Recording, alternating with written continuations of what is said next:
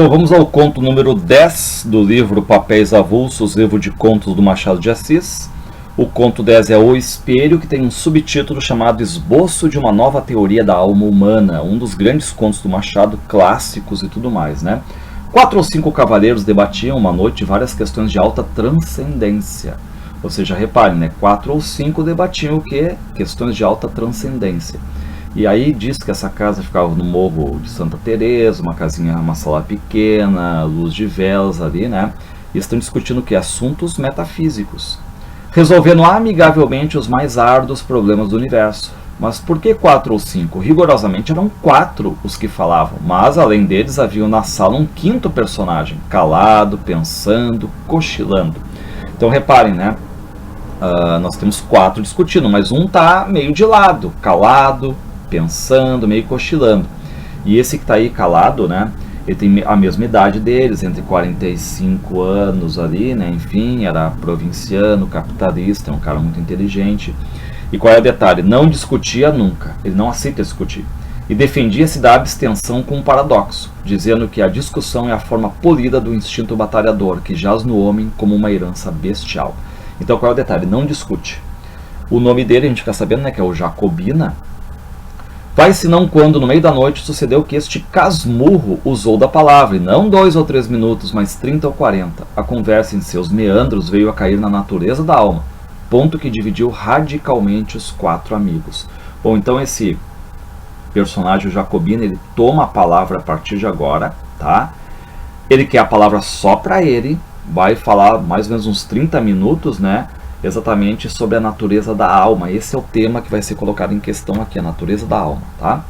E aí, um dos 4 pede para o Jacobina alguma opinião, e ele vai dizer assim, nem conjuntura nem opinião, redarguiu ele. Uma ou outra pode dar lugar a dissentimento, e como sabem, eu não discuto. Mas se querem ouvir-me calados, posso contar-lhes um caso da minha vida, em que ressalta a mais clara demonstração acerca da matéria que se trata. Então qual é o detalhe? Eu não discuto. Se vocês ficarem calados, eu conto. Em primeiro lugar, ele vai dizer não há uma só alma. Existem 2 almas. E claro que isso causa espanto entre todos eles ali, né? Eles vão perguntar, mas por que 2 almas, né? Nada menos de 2 almas. Cada criatura humana traz 2 almas consigo. Uma que olha de dentro para fora, outra que olha de fora para dentro. E aí, claro, tá todo mundo ali, tá de brincadeira, né? O que vai dizer o Jacobina? Espantem-se à vontade, podem ficar de boca aberta, dar de ombros, tudo. Eu não admito réplica. Se me replicarem, acabo o charuto e vou dormir. Ou seja, se ficarem falando, tchau, levanto, deito o cabelo e tchau. Bom, aí ele continua a tese dele, né? Algo que aconteceu com ele. Ele vai dizer, ó, a alma exterior pode ser um espírito, um fluido, um homem, muitos homens, um objeto, uma ponderação. Há casos, por exemplo, em que o simples botão de camisa é a alma exterior de uma pessoa. Ou seja, né, qual é a questão aqui? Que nós temos 2 almas, e a alma exterior, aquela que, digamos, mostra a cara, né, é aquela coisa que às vezes as pessoas têm de se prender a alguma coisa, né, e esse algo é mais importante do que ela, na verdade, do que a sua essência. Está claro que o ofício dessa segunda alma é transmitir a vida, como a primeira. As 2 completam o homem, que é, metafisicamente falando, uma laranja. Quem perde uma das metades, perde naturalmente metade da existência. Então aqui ele compara o homem com uma laranja, né? Bom, aí ele vai citar como exemplo, né, o Shylock, né, que é um personagem do Mercador de Veneza, do William Shakespeare, né, que é um personagem agiota. E o que ele vai dizer do Shylock, ó. A alma exterior daquele judeu eram seus ducados, o dinheiro. Perdê-los equivalia a morrer. Aí ele vai citar um trecho. Ó. Nunca mais verei meu ouro, diz ele a Tubal. É um punhal que me enterras no coração. Veja bem esta frase. A perda dos ducados, a alma exterior, era a morte para ele. Então o que está dizendo, né? Às vezes as pessoas são conhecidas mais por algum objeto, por alguma coisa exterior, e não pelo que realmente são, a sua essência. E aí ele vai dizer que a alma exterior ela acaba mudando às vezes de natureza, acaba mudando de estado também. Ele vai dizer, há cavaleiros, por exemplo, cuja alma exterior nos primeiros anos foi um chocalho e um cavalinho de pau. E mais tarde uma provedoria de irmandade, suponhamos. E ele vai dizer até que conhece uma mulher que muda de alma exterior umas 5 vezes por ano, né? Vai se apegando a várias coisas. inconstante, né, dentro dessa questão toda da alma exterior.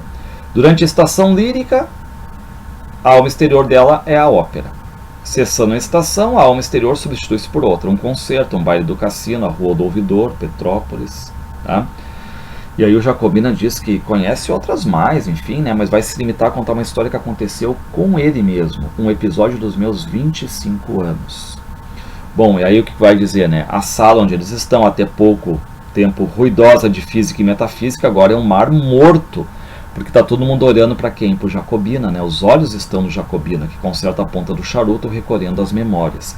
Ou seja, ele não admite, então, que falem sobre, né, e tal, não admite essa questão. Ele é o dono da verdade, não quer ser, basicamente, ali interrompido.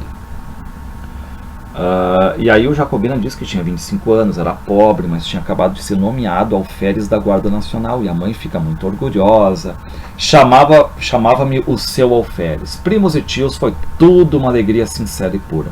Na vila, note-se bem, houve alguns despeitados, choro e ranger de dentes, como na escritura, e o motivo não foi outro senão que o posto tinha muitos candidatos e que esses perderam. Ou seja, então ele vai dizer que sim, né, teve gente feliz, mas teve gente também, né, enfim, invejosa ali, né. Muitos ficam satisfeitos, né, e tal, e outros não, mas os que ficaram satisfeitos, qual é o detalhe? Eles chegam a fazer uma vaquinha e dão um fardamento, né, para o Jacobino. O Jacobina ganha um fardamento de alferes dos amigos. Vai então uma das minhas tias, Dona Marcolina, viúva do capitão Peçanha, que morava a muitas léguas da vila, num sítio escuso e solitário, desejou-me ver-me e pediu que fosse ter com ela e levasse a farda. Bom, aí o Jacobina vai e a tia Marcolina, né, escreveu para a mãe de Jacobina: ah, não, aqui, ó, ele vai vir para cá, o Jacobina, e ele vai ficar aqui pelo menos um mês, certo? E aí ele chega lá e abraçava minha tia, chamava-me também o seu alferes, e sempre alferes, era alferes para cá, alferes para lá, alferes a toda hora. Eu pedia que me chamasse Joãozinho, como dantes, e ela abanava a cabeça, bradando que não, era o senhor alferes. Bom, reparem a babação a todo momento em cima dele, certo?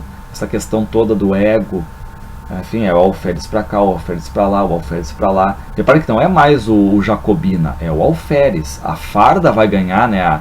O cargo ganha, a alma exterior dele começa a surgir mais forte do que ele realmente é.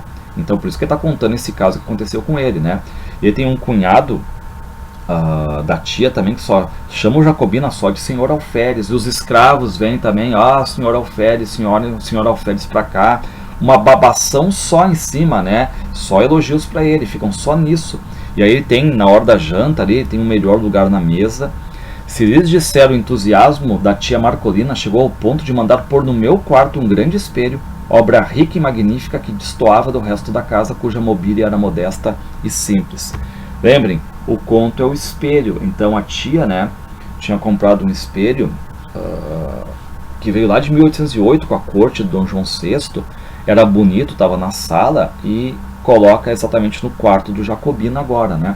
O espelho estava naturalmente muito velho, mas via-se ainda o ouro, comido em parte pelo tempo, uns delfins esculpidos nos ângulos superiores da moldura, uns enfeites de madrepérola e outros caprichos do artista. Então é esse espelho grande que ela tirou da sala para colocar no quarto do Jacobina. E aí respondia ela que não fazia falta, deixa o espelho no teu quarto, é só por algumas semanas, né? E finalmente que o senhor alferes merecia muito mais, sempre o senhor alferes.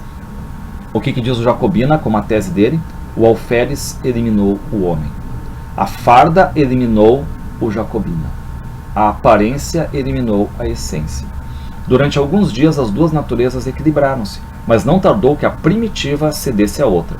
Ficou-me uma parte mínima de humanidade, de essência. Aconteceu então que a alma exterior, que para mim antes eram as coisas simples da vida, o sol, o ar, o campo, os olhos das moças, mudou de natureza e passou a ser a cortesia, os elogios, os rapapés da casa, tudo que falava do posto de alferes, nada do que me falava do homem Jacobina essência. Então ali, né, os amigos, os 4 outros, estão ali todos curiosos, né, eles estão sempre fazendo perguntinha curta, rápida, porque eles não querem nunca fazer o Jacobina parar com a narrativa, né, mas estão curiosos. E aí Vamos ver como, ao tempo em que a consciência do homem se obliterava, a do alferes tornava-se viva e intensa. Bom, o que vai acontecer? Ele vai dizer que no fim de 3 semanas eu era outro, totalmente outro. Era exclusivamente alferes. Bom, porque ele virou o que, turma? Alferes, virou só alferes, alferes, alferes, alferes pra cá. Cadê o Jacobina? Não, é só a farda que vale. E aí um dia, a tia Marcolina, né, que tá ali, tá na casa da tia Marcolina, ela recebe uma notícia que uma das filhas dela, né, que era casada, tá mal, quase morrendo. E ela tem que ir pra lá. E ela vai dizer, ó, adeus sobrinho, adeus alferes, né, eu tô indo pra lá. Ah, mas eu vou ficar sozinho aqui? Sim, eu volto, né, em pouco tempo. Bom, aí a tia, né, pede pro cunhado ir junto e deixou o Jacobina ali sozinho, só com os escravos, para tomar conta daquele sítio enorme ali, né. Mas o certo é que eu fiquei só, com os poucos escravos da casa. Confesso-lhes que desde logo senti uma grande opressão, alguma coisa semelhante ao efeito de 4 paredes de um cárcere subitamente levantadas em torno de mim. Era a alma exterior que se reduzia. Por quê? Porque a partir de agora não tem mais o elogio do cunhado, não tem mais o elogio de quem também? Da tia. Então o que ele está dizendo? A alma exterior, que antes era que 90% dele já, né, agora começa a diminuir. E ele vai perdendo essa babação, esses elogios que vinham do tio e do cunhado, né? O alferes continuava a dominar em mim, embora a vida fosse menos intensa e a consciência mais débil. E aí ele nota que os escravos estão mais humildes nos elogios. Ele vai dizer, ó, notei mesmo naquela noite que eles redobravam de respeito, de alegria e de protestos. Em o alferes de minuto a minuto. Em o alferes é muito bonito. Em o alferes há de ser coronel. Em o alferes há de casar com moça bonita, filha de general.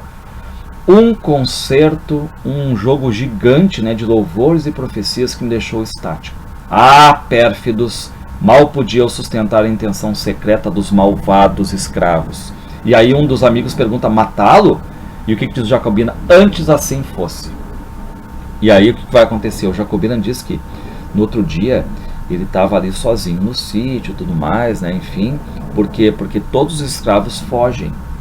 Os velhacos, seduzidos por outros ou de movimento próprio, tinham resolvido fugir durante a noite, e assim fizeram. Achei-me só, sem mais ninguém, entre 4 parentes, diante do terreiro deserto e da roça abandonada. E aí ele fica ali só entre galinhas, entre mulas, bois, enfim, né?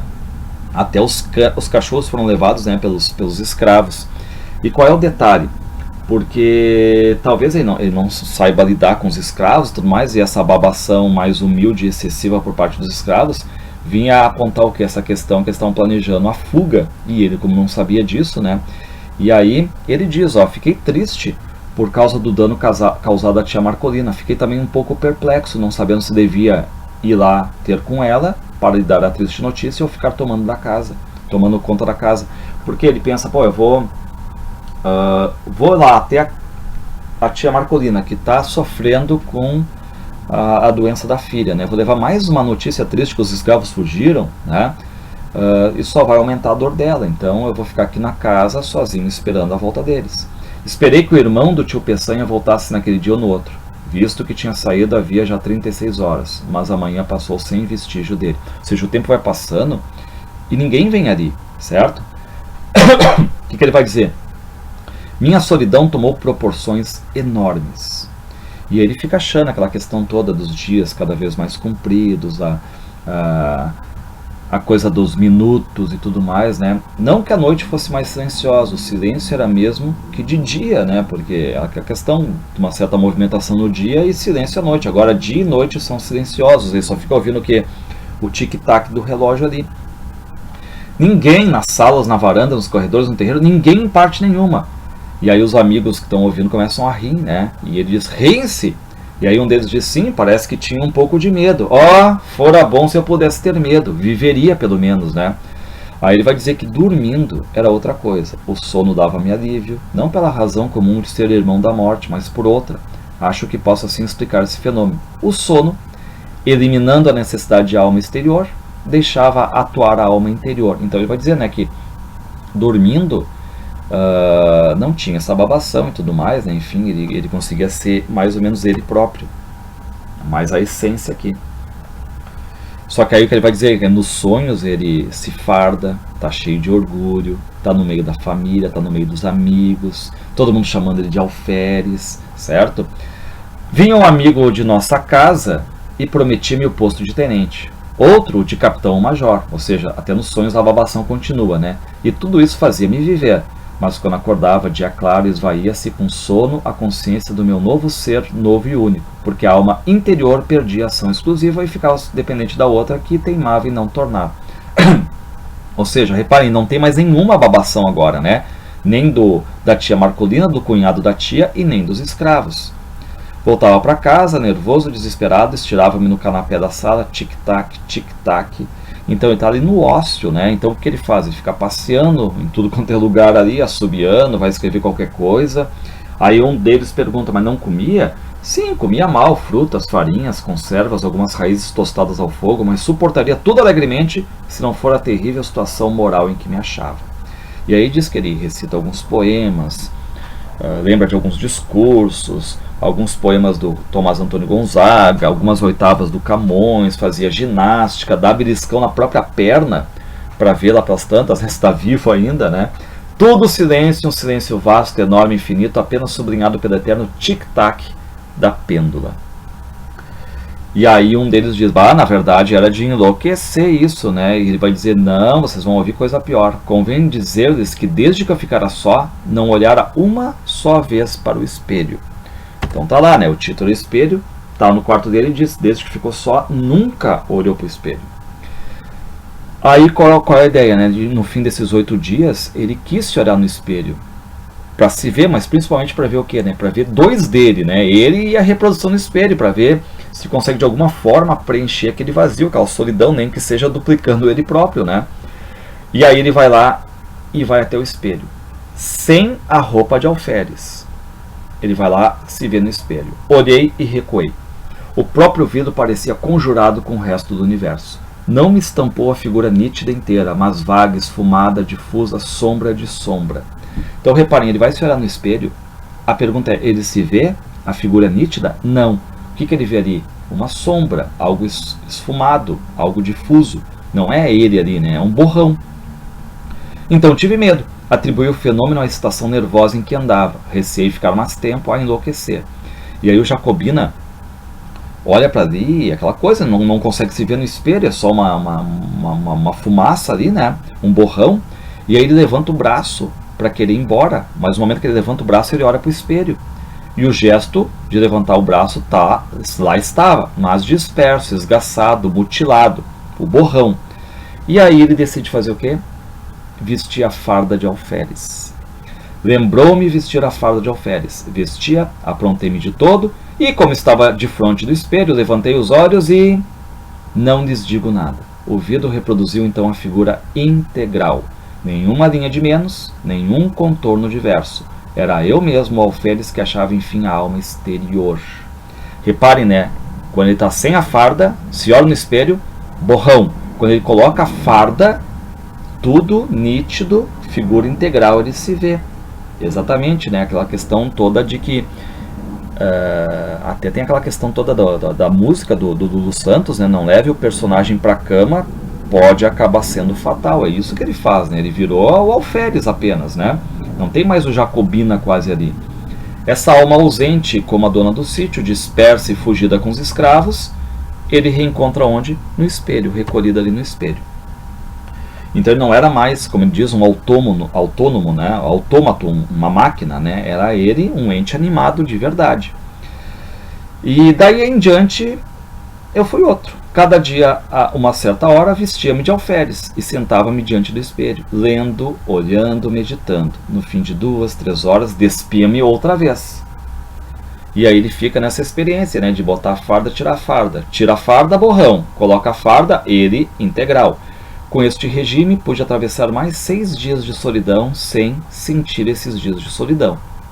Ele encerra a sua narrativa, o seu caso pessoal, e desce, né? Vai descendo. Enquanto isso, os outros estão ali, né? Viajando, assim, quase, né? Naquela visão